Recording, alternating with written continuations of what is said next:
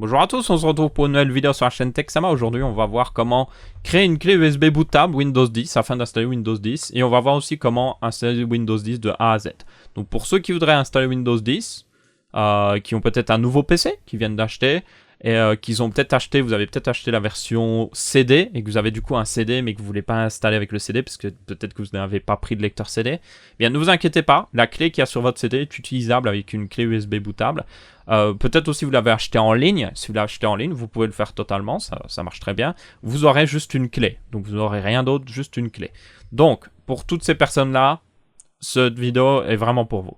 Il y a aussi, peut-être, si vous avez un ancien PC sur Windows 7 ou Windows Vista et que vous voulez installer Windows 10, ce tuto peut vous aider. Par contre, petite mise en garde évidemment, c'est que nous on va faire une installation clean, c'est-à-dire qu'on va pas faire une mise à jour, on va vraiment installer Windows 10 depuis rien. Du coup, mettez de côté vos données si c'est le cas, sur un disque dur externe ou autre chose. Mettez tout de côté parce qu'on va tout supprimer. Il vous faudra aussi pour ce tuto une clé pour tout le monde, donc même ceux qui installent depuis rien. Il vous faudra une clé USB de 4 Go minimum.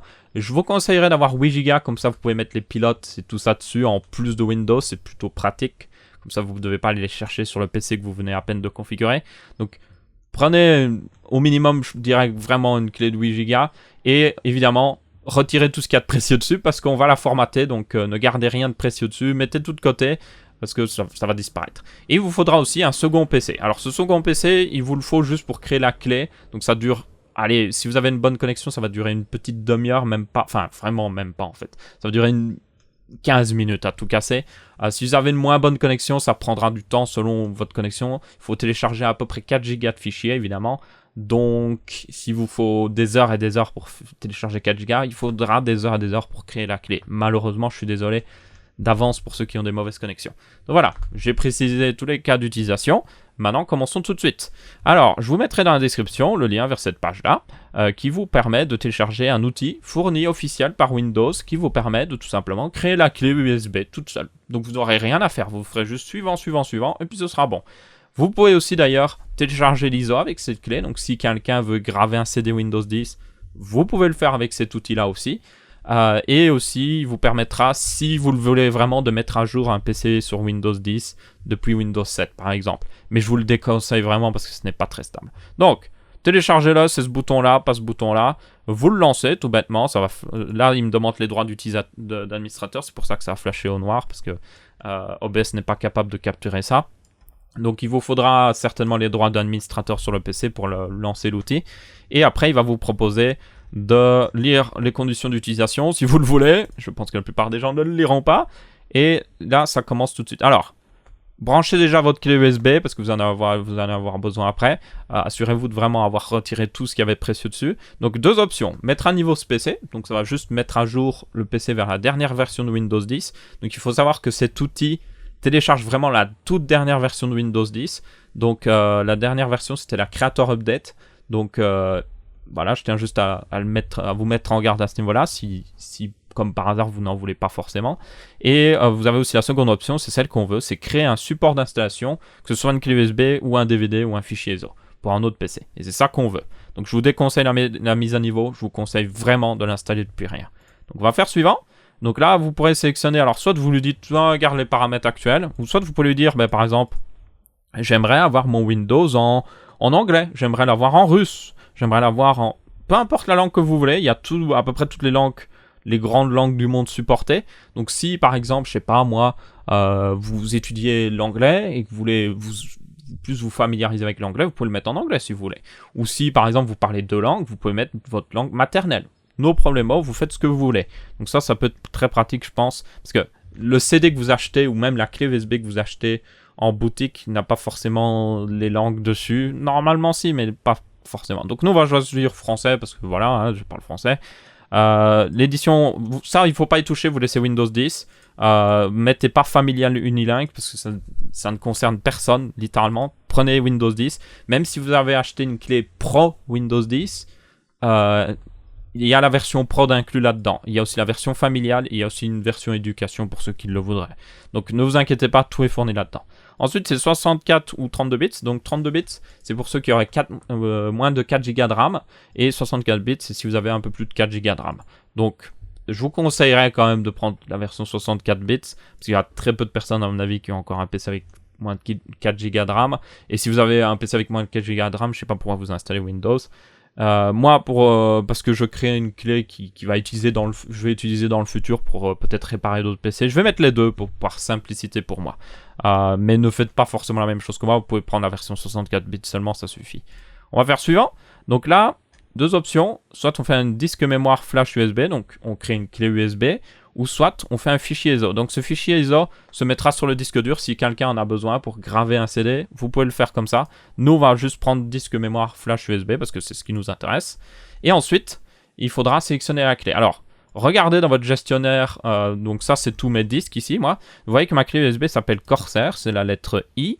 Donc, assurez-vous que votre clé USB soit branchée.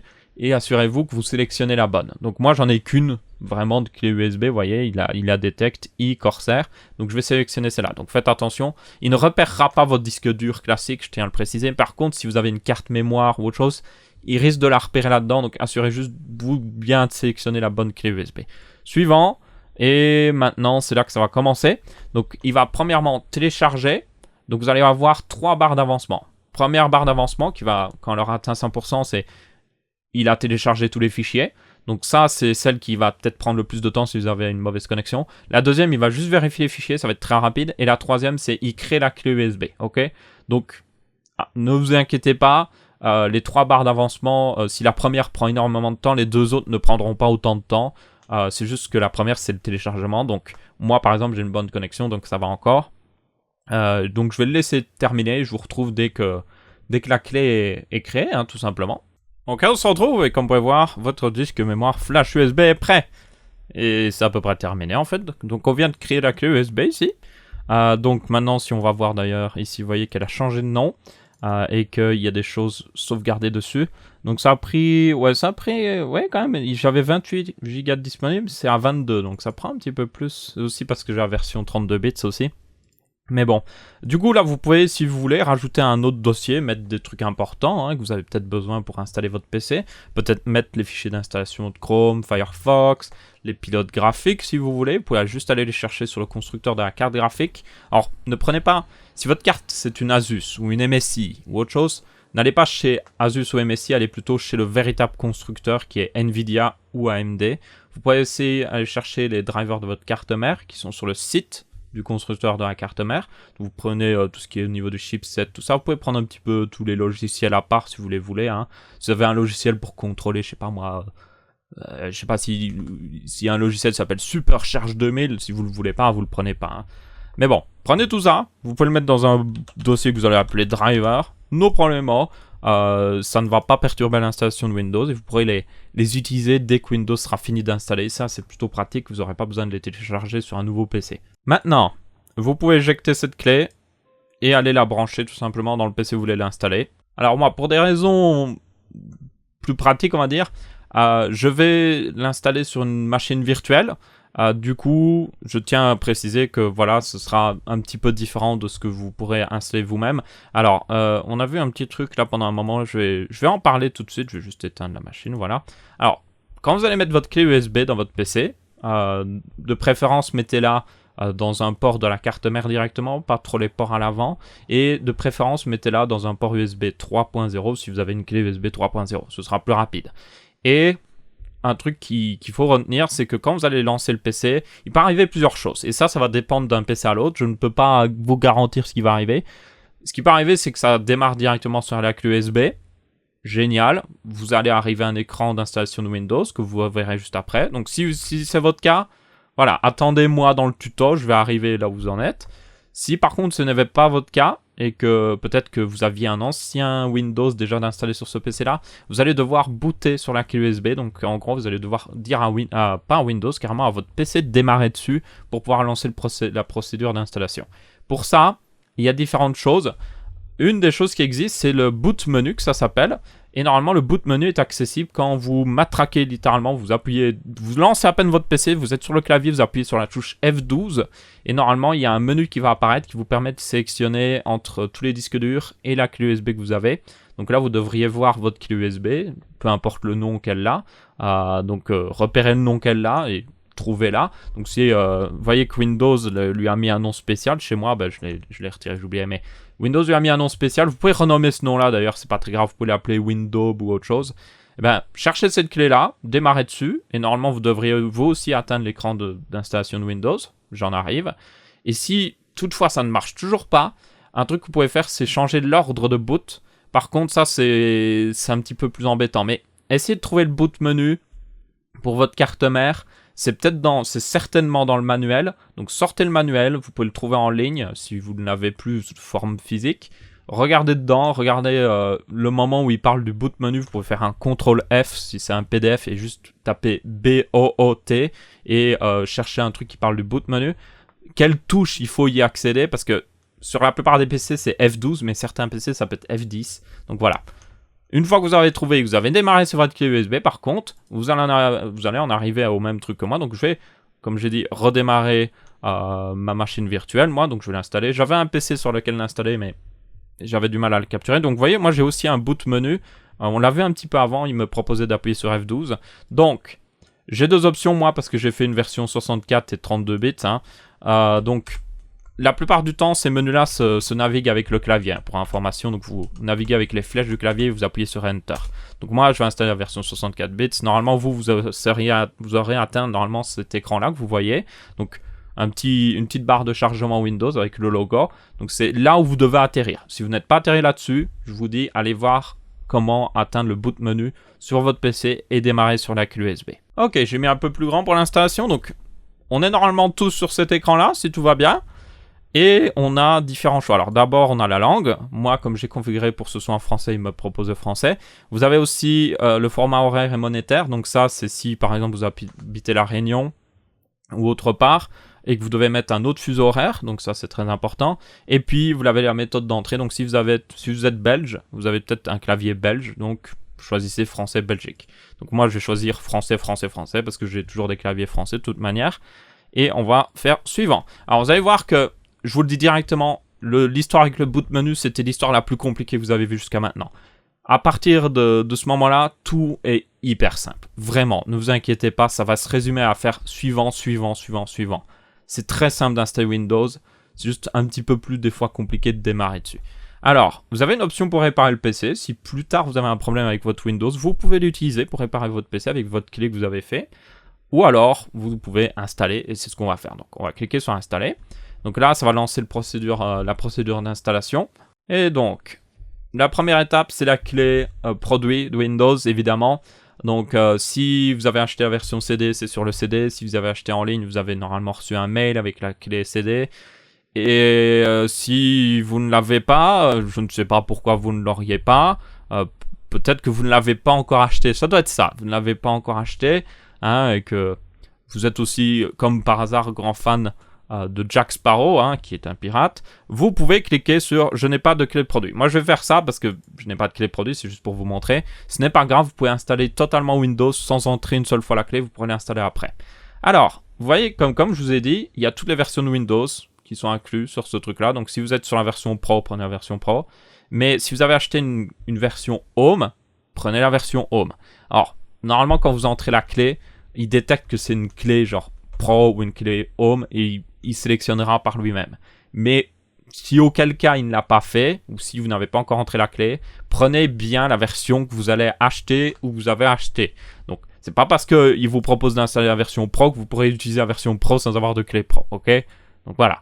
Sinon, vous allez avoir un problème. Donc, installez la version vraiment que vous avez et pas une autre.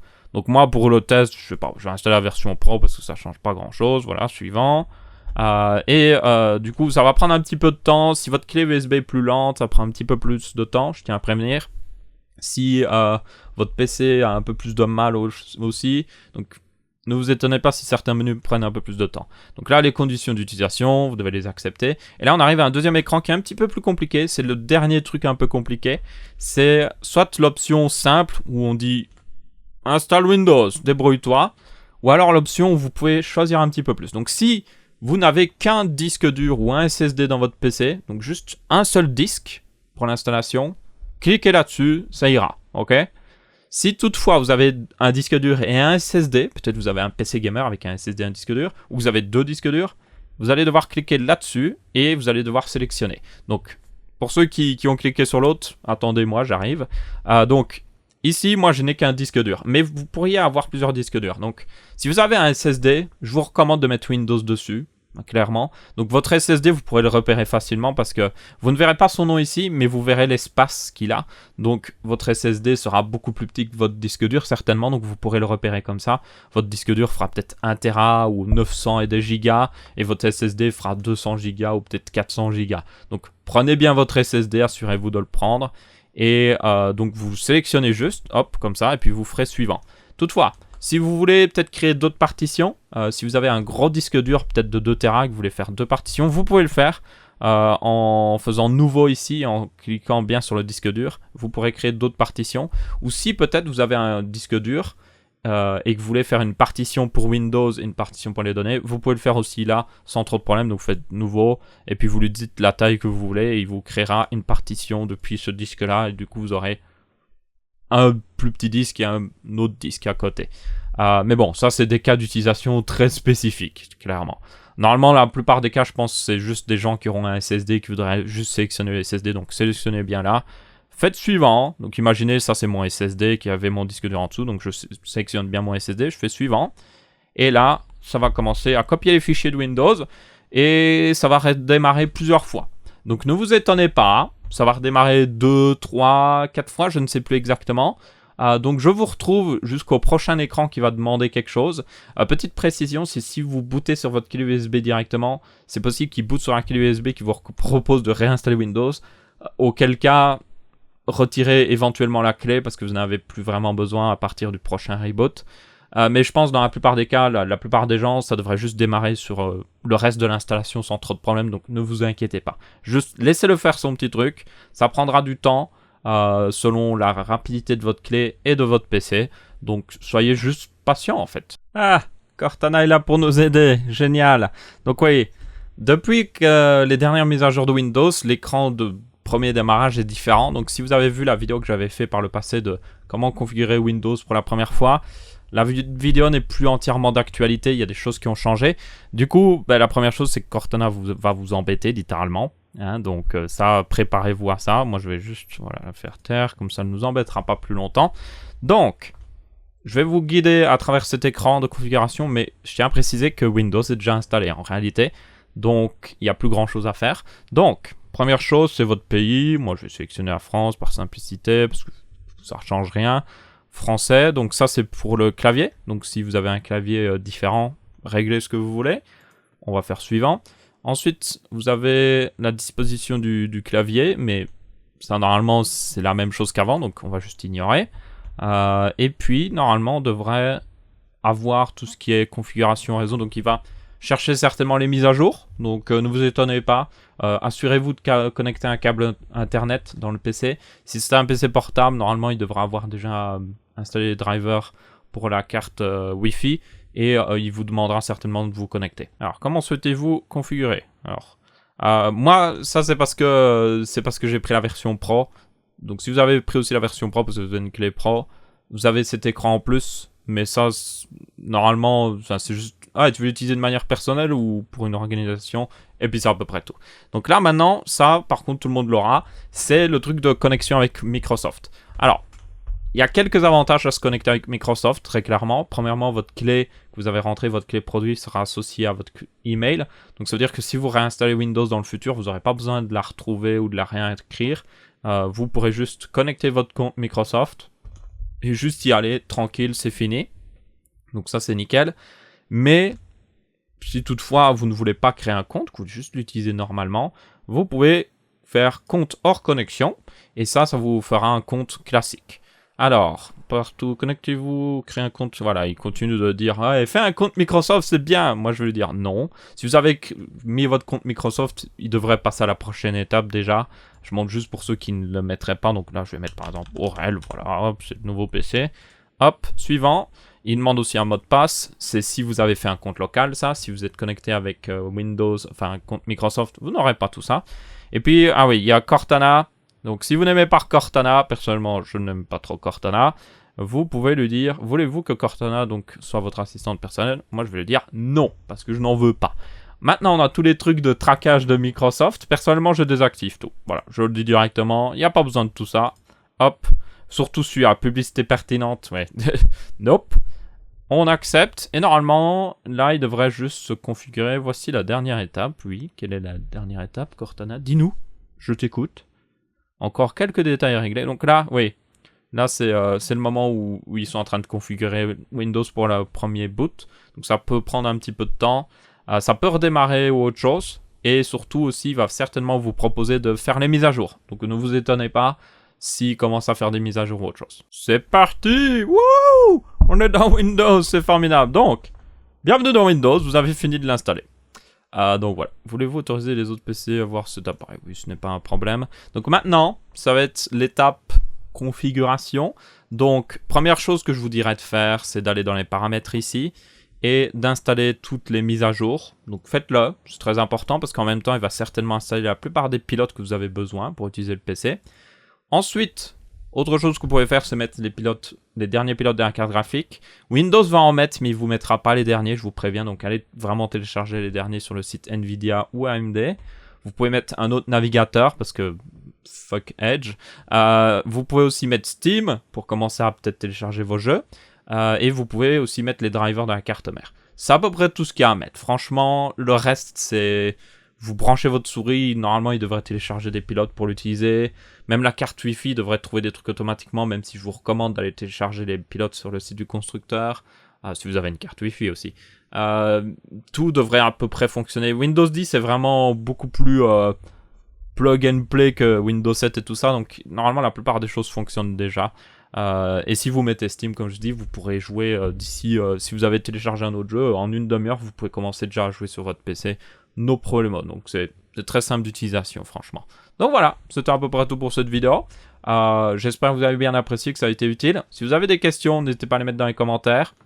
Assurez-vous de bien avoir regardé la vidéo. Je vous dirais aussi toujours que ce genre de vidéo, c'est la regarder une fois en entier et puis de la recommencer pendant que vous faites les mêmes choses en même temps que moi. Comme ça, vous êtes sûr de savoir ce qui arrive. Assurez-vous aussi de bien regarder la vidéo correctement avant de poser une question, parce que bien souvent j'en vois, ils vont poser une question qui a été répondue dans la vidéo, ou peut-être répondue un peu plus loin dans la vidéo. Donc assurez-vous avant de bien faire tout ce que je vous dis là, et surtout essayez de bien comprendre ce que je vous dis dans la vidéo. Alors, comme j'ai dit, l'endroit où ça va certainement coincer, c'est au niveau du boot menu, donc je m'attends à avoir quelques questions de personnes qui sont peut-être coincées à cette étape-là, donc et je verrai si je peux aider, mais je vous dis, normalement c'est dans le manuel de votre carte mère. Dans tous les cas, merci à tous d'avoir regardé, n'hésitez pas à laisser votre avis, que ce soit en pouce bleu, pouce rouge ou en commentaire, on se retrouve pour une prochaine vidéo dans le genre, et je vous dis salut à tous.